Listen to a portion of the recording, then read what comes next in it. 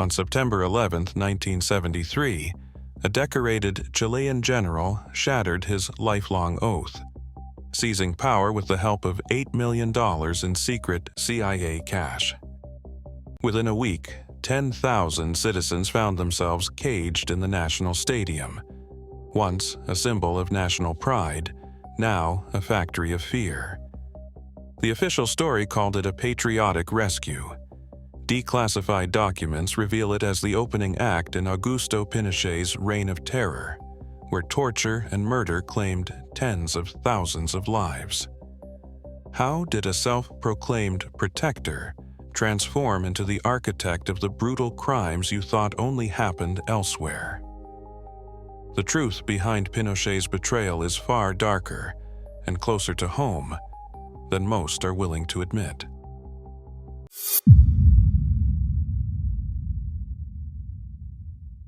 In the final months before the coup, Augusto Pinochet stood before his officers and the nation, repeating the words of his oath: to defend Chile's constitution, to serve the republic without ambition or fear.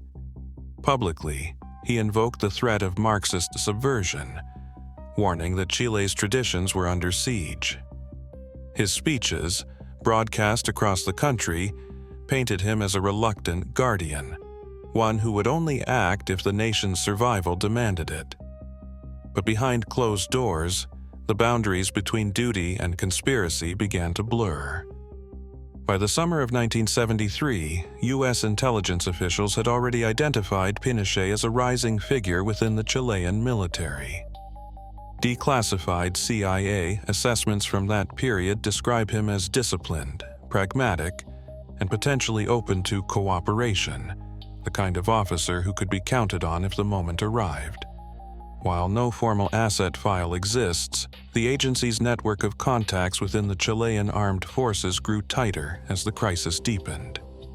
Coded cables and embassy memos track the shifting loyalties of top commanders, noting Pinochet's steady ascent and his willingness to keep his intentions hidden even from fellow generals until the last possible moment. In public, Pinochet maintained the image of a constitutionalist. He met with President Allende, attended military ceremonies, and issued statements calling for order and calm. But his diaries and later interviews reveal a man who saw the world narrowing to a single choice: act or let Chile fall. U.S. funding, authorized at the highest levels and funneled through covert channels, fueled opposition media, labor strikes, and political sabotage. ITT executives and CIA officers coordinated millions in secret payments to Chilean contacts, creating a climate where loyalty could be bought, and where the line between patriotism and treason was erased by dollars and fear. On September 10th, as the final plans were set in motion, Pinochet still played his part. He assured colleagues he would not move without consensus, even as he finalized orders for coordinated action at dawn. Radio traffic from that night, much of it still classified, records precise instructions to isolate the presidential palace and silence Allende's supporters. By morning, the general who had once sworn to protect Chile's democracy was issuing commands to destroy it. The transformation was complete. Public loyalty, private plotting, and foreign money converged in a single act of betrayal.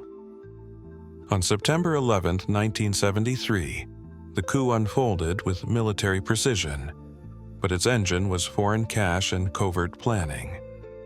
Declassified CIA cables and corporate archives from ITT lay out the financial trail.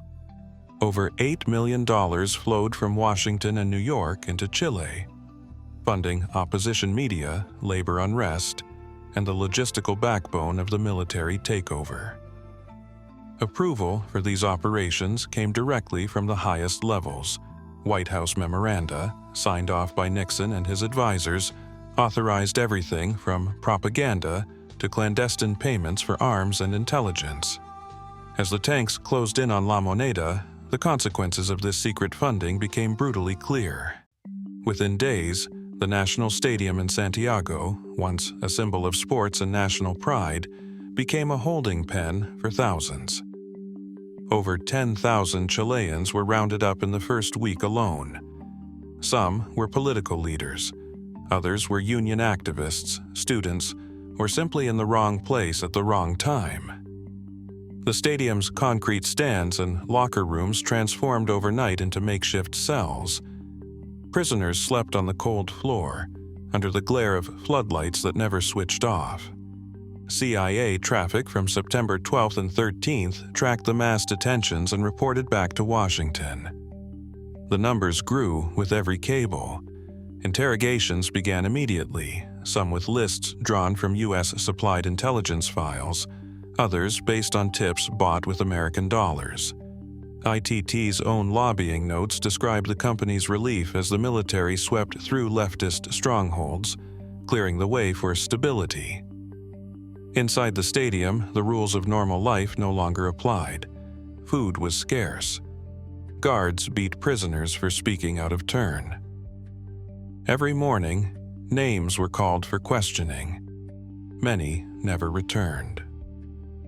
Survivors recall the sound of the national anthem echoing over the loudspeakers as gunshots rang out at dawn. The stadium became a city of fear, a visible monument to what foreign money and local ambition could achieve together. By the end of September, the machinery of repression was running smoothly, funded by secret accounts, directed by generals, and enforced by soldiers who now answered to a new order. The immediate cost was measured in broken bodies and vanished lives, all justified in the name of order and anti-communism. The transformation of a sports arena into a concentration camp was not an accident of war, but the planned result of a foreign-backed crackdown. Inside Pinochet's network of over 1,000 detention centers, the boundaries between medicine and violence disappeared. Doctors in white coats entered cells not to heal, but to measure how much pain a body could take before it broke.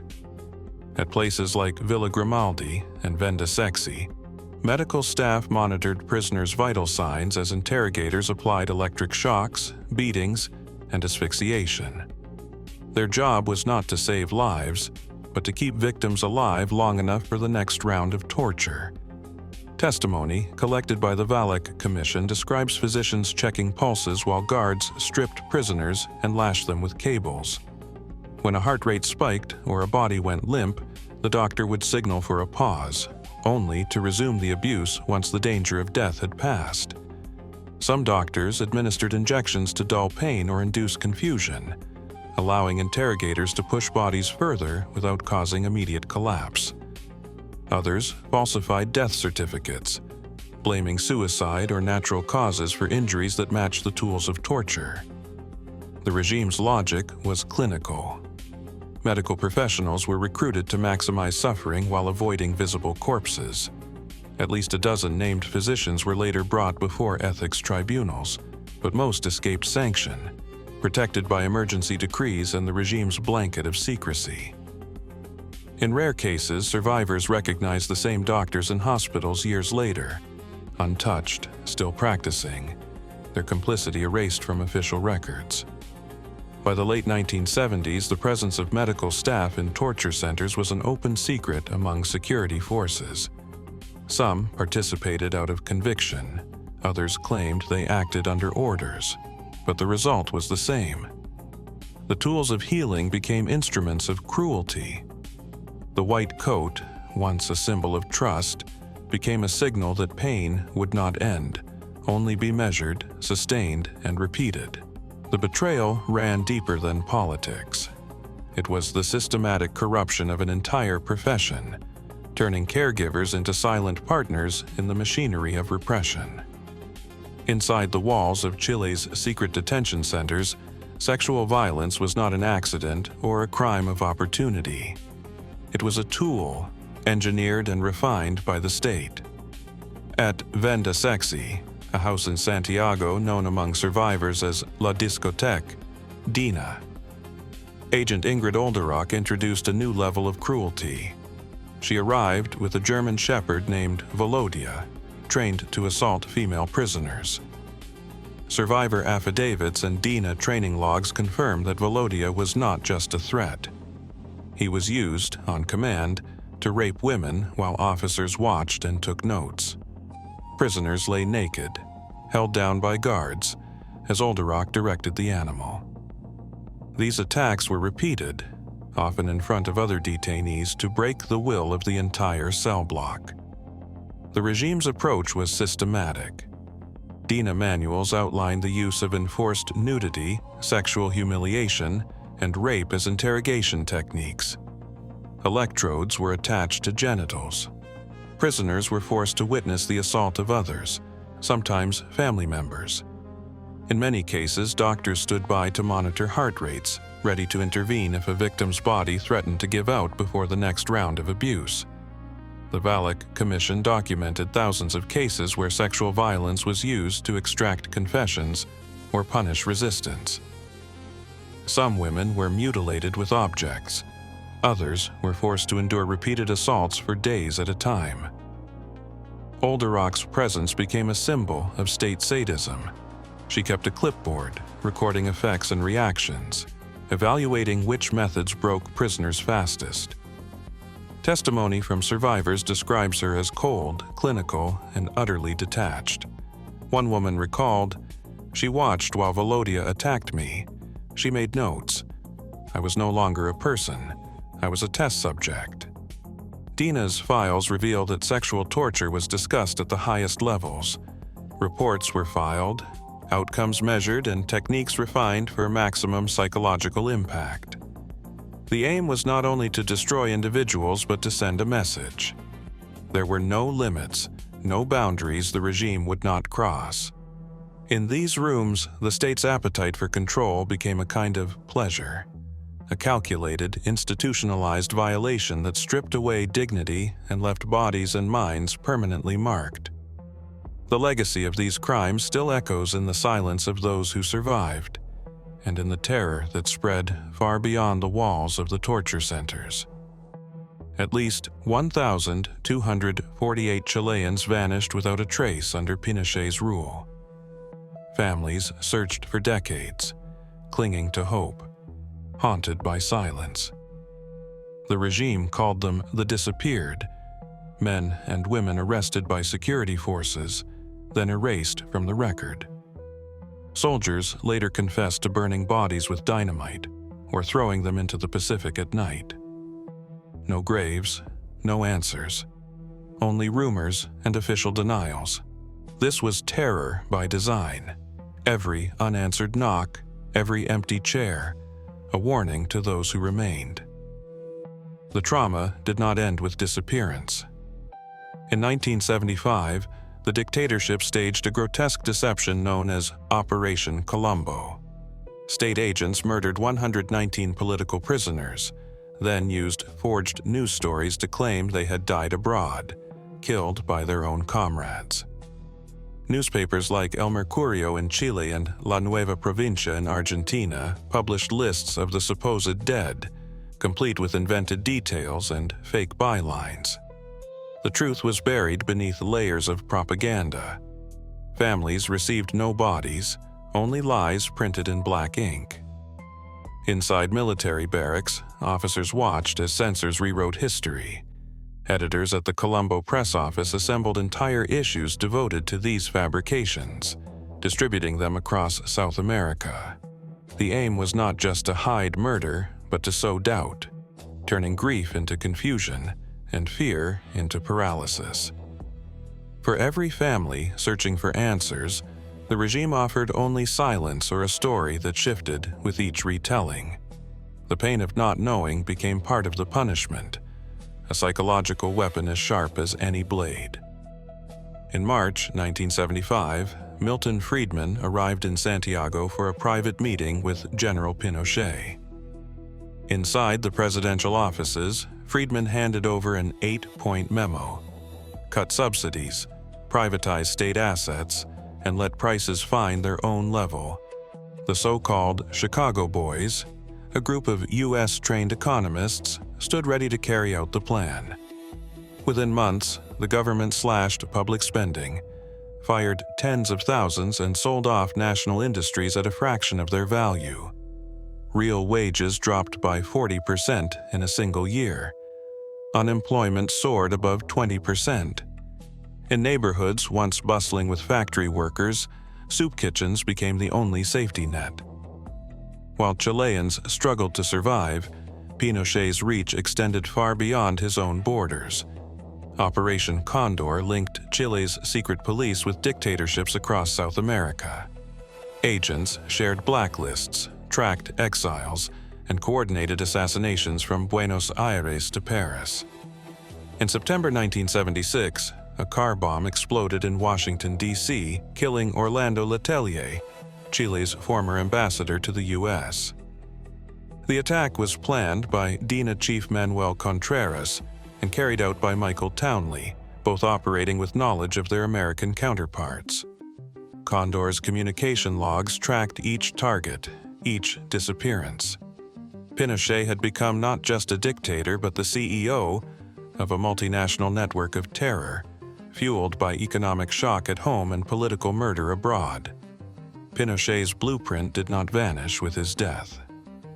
The 1980 Constitution, drafted under his orders, still shapes Chile's political life more than 40 years later.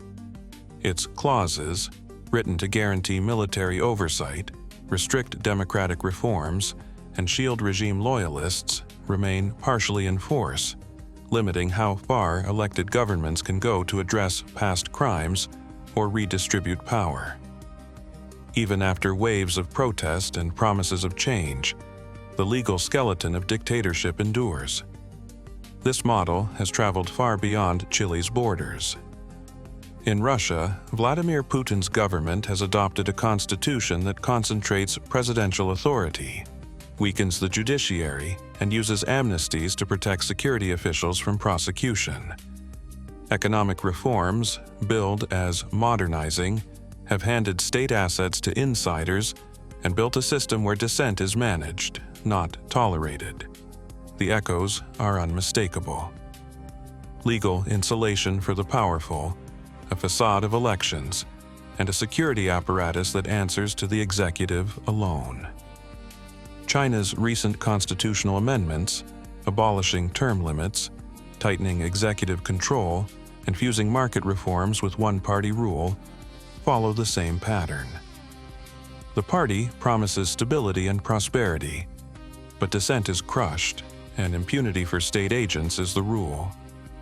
Surveillance, propaganda, and managed capitalism form the backbone of this new authoritarianism. Pinochet's legacy is not a relic. It is a manual studied and adapted by regimes that seek to combine economic growth with absolute control.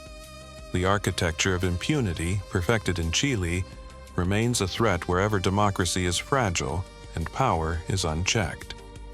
Between 1973 and 90, Augusto Pinochet's regime tortured over 40,000 Chileans and killed or disappeared more than 3,200, as documented by official commissions and declassified U.S. files. The CIA's own records confirm at least $8 million in covert funding helped bring Pinochet to power, while Chile's national stadium became a prison for 10,000 citizens within days of the coup. Medical professionals and security agents used science and sexual violence as tools of repression across a network of more than 1,000 detention centers. Many questions remain. Over 1,200 people are still missing, and some U.S. and Chilean files remain classified. The 1980 Constitution, created under Pinochet, still shapes Chilean politics, and his model of authoritarian capitalism has influenced regimes worldwide. The evidence is clear.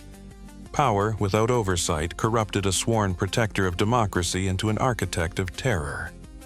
This legacy endures, showing that unchecked authority poses a lasting threat to freedom.